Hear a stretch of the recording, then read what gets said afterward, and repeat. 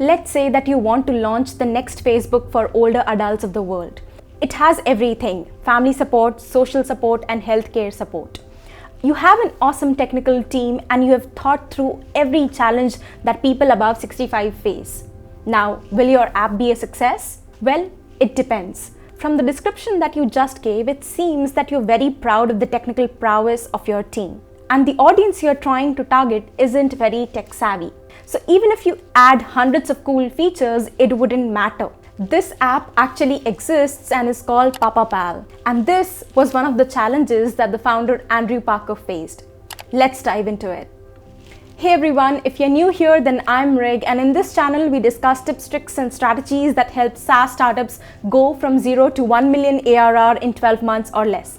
And in today's video, we are talking about how can you target the right audience for your SaaS product. This video is actually a follow-up to my earlier video on how to prioritize your customer job to be done. Don't worry if you haven't watched the earlier video. This video stands alone on its own and is a very important topic that everybody should understand.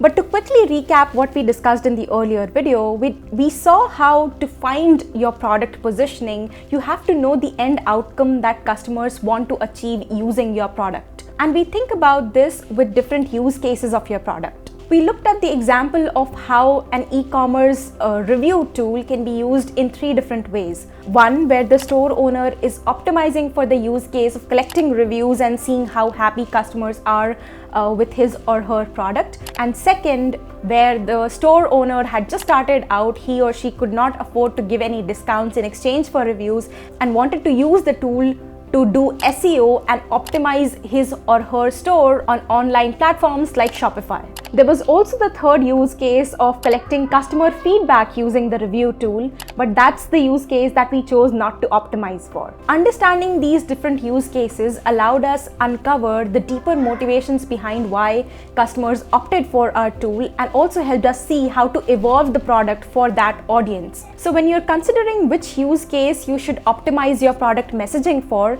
there are a couple of factors to consider. One can be the ROI of your tool. So how quickly can customers see their return on investment? One can be the length of the buying process. One can be the level of urgency customers have towards that problem, etc., etc. While with the customer job to be done, we are looking at this through a very structured way. These questions are also very helpful when you're trying to decide which market you need to go after. So here are the factors. The first is to go after customers who understand the problem your product solves and they know they have it. Documentation service company Abby failed miserably because they failed to educate users on why documenting your A/B tests, which is the thing that Abby did, was an important and urgent enough problem. When you are looking at the different stages of market sophistication, there is the totally unaware market, the problem-aware market, the solution-aware market, and the product-aware market. Totally unaware market is the market where your customers don't understand or recognize the problem that your product solves. Problem-aware market is the market where your customer understands that they have that problem, but they aren't aware of the solutions that can help them solve that problem. Solution-aware market is the market where the customer knows the problem they have and they also know the solution to it, but they don't know what companies are solving the problem.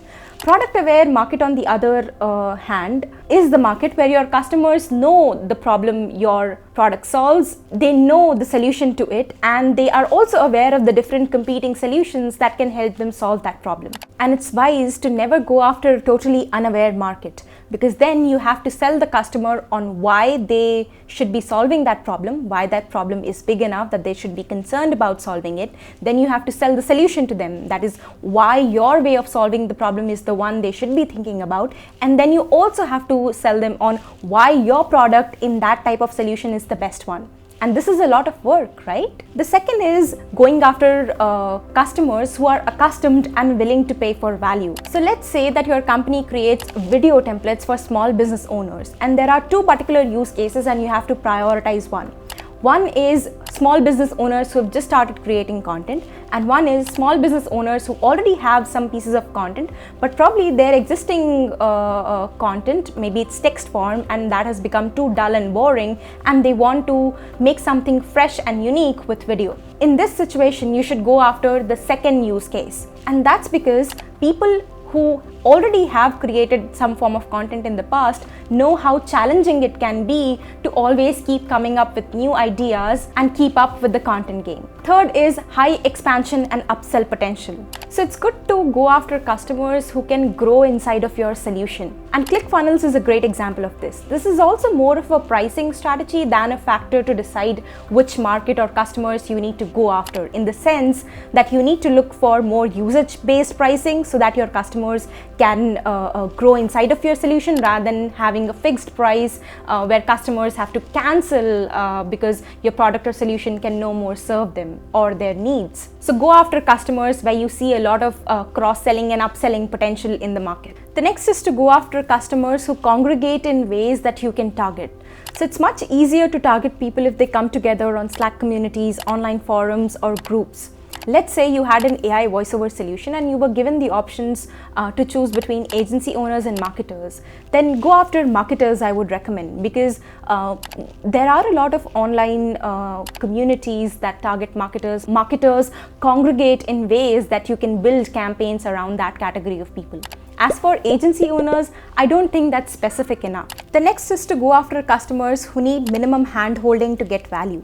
So let's say you had a server monitoring tool and you had the options to choose between the use cases of customers who were manually monitoring their servers before, but now had so many servers that it wasn't viable anymore.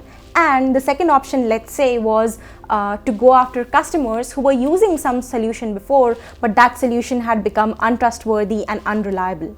In this scenario, I would recommend that you go after the second use case, because customers in the latter category or this category already have used such a solution before and can quickly see value out of your tool. Last and finally, go after customers who have high retention potential. This is simple and straightforward. The more retention potential your customers have, the longer the LTV is going to be and the more money your SaaS company will make. Let's take a tricky example. Let's say that you have a carpooling solution and you have the use cases where you can let users go from one point to the other by carpooling, and the second option is to let employees commute to office every day with this solution. In this scenario, obviously you should go after the second alternative, and you can also get the company to pay for the employees under the CSR initiative or something like that. So to quickly recap, you need to go after customers who understand the problem your product solves and they know they have it, who are accustomed and willing to pay for value, who have high expansion and upsell potential, who congregate in ways you can target, who need minimum hand holding to get value, and finally who have high retention potential.